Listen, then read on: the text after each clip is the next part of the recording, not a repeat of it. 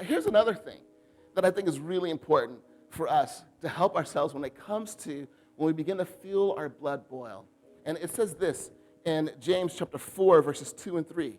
You want what you don't have, so you scheme and kill to get it. You are jealous of what others have, but you can't get it.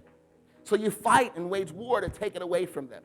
Yet you don't have what you want because you don't ask God for it.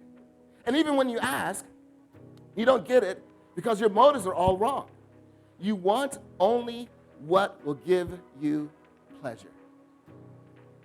So here's the thing that we have to do is when we start to see the conversation beginning to go sideways, when we begin to see our blood starting to boil, then one of the questions that's really vitally important for us to begin to ask ourselves is, what's happening in here? So now I'm not talking about attitude. I'm talking about something that what fuels our attitude. And what is it that fuels our attitude? It's our motives. It's our motives. We constantly have to check ourselves for our motives. What do I yearn? What do I crave? What do I want out of this? And it's important that as we're having this, that we make sure that our motive is about big picture thinking.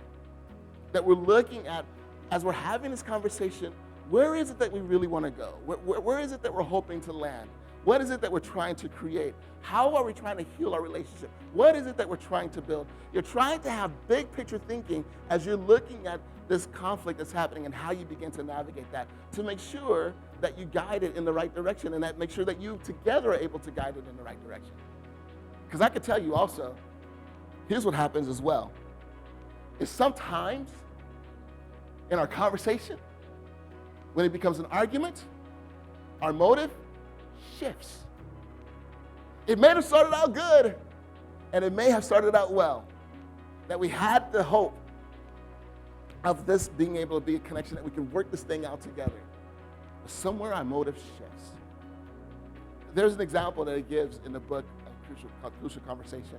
And the example that it gives is there are two girls who are with their family, and they go to Disneyland. And then when they get back to their hotel, both girls have to use the restroom.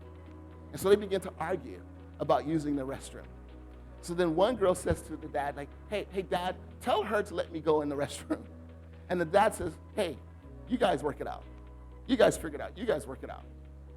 And then they continue to go back and forth, back and forth, back and forth. Half an hour later, back and forth.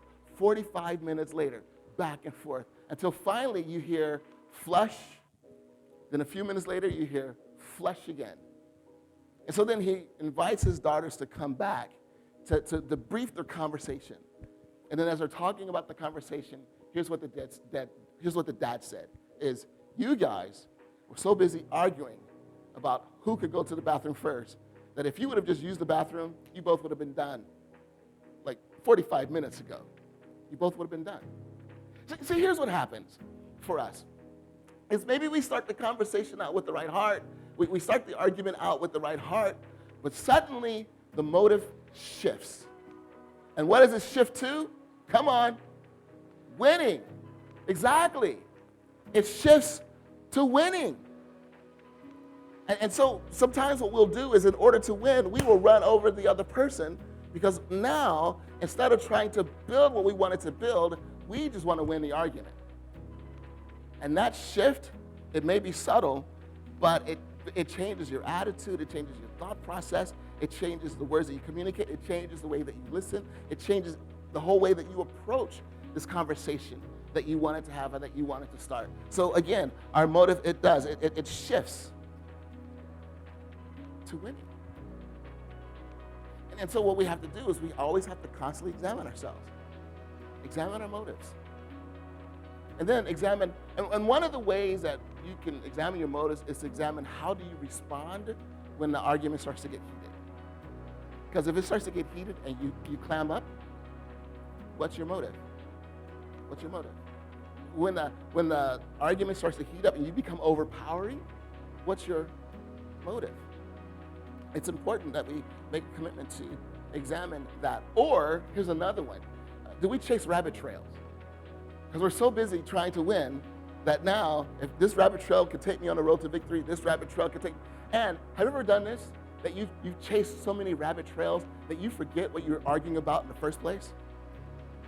You ever had that experience? And I think one of the reasons why is because of the simple fact that we've gotten focused on winning as opposed to growth.